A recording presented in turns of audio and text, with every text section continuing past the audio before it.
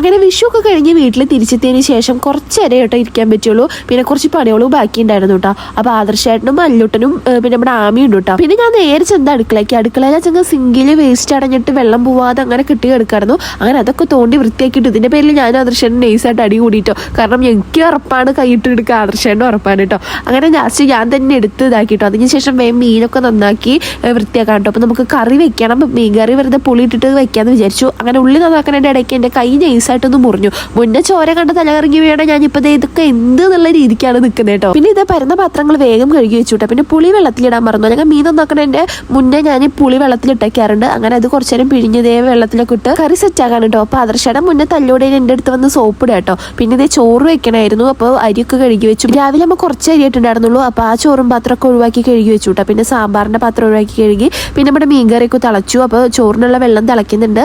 അങ്ങനെ മീൻകറി ഏതാണ്ടൊക്കെ സെറ്റായി. പിന്നെ ഇത് അരിയൊക്കെ ഇട്ട് പിന്നെ സിങ്കൊക്കെ വീണ്ടും തേച്ച് കഴുകി.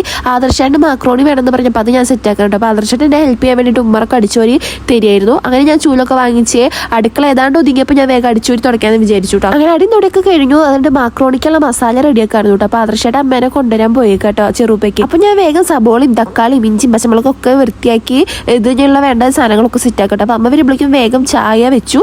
പിന്നെ മാക്രോണി ഇതേ ഇവിടെ ഏതാണ്ടൊക്കെ സെറ്റാക്കി വെച്ചിട്ടുണ്ട് കേട്ടോ. ഇനി ഞാൻ വേഗം ചെന്ന് കുളിച്ചു കേട്ടോ. പിന്നെ മുക്കത്ത് പോകേണ്ട ഒരു ആവശ്യം ഉണ്ടായിരുന്നു. ഇവിടെ നിന്നാണ് ഗൈസ് നമുക്ക് അടിപൊളി ഒരു പണി കിട്ടിയത്.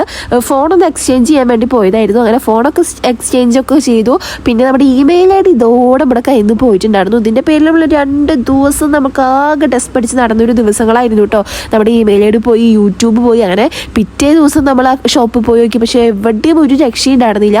പക്ഷെ നമ്മൾ കുറേ അക്ഷയയിലും അതുപോലെ തന്നെ ഫോൺ കഫേയിലും ഒക്കെ മാറി പോയി നോക്കി. മെയിൽ ഐ ഡി കിട്ടാൻ വേണ്ടിയിട്ട് ഒരു വഴി ഉണ്ടായിരുന്നില്ല. അവസാനം എന്തൊക്കെയോ കാണിച്ച് നമുക്ക് 2-3 ദിവസത്തിൻ്റെ ഉള്ളിൽ സംഭവം കിട്ടിയിട്ടോ. നമ്മുടെ യൂട്യൂബ് വീഡിയോസ് ഒക്കെ കാണുന്നവർ കുറേ പേര് എനിക്ക് ഇൻസ്റ്റാഗ്രാമിൽ മെസ്സേജ് അയച്ചിട്ടുണ്ടായിരുന്നുണ്ട്. അപ്പോൾ ഭയങ്കര സന്തോഷം തോന്നി. അപ്പോൾ നമ്മുടെ വീഡിയോ ഇത്രയുള്ളൂ. ബൈ.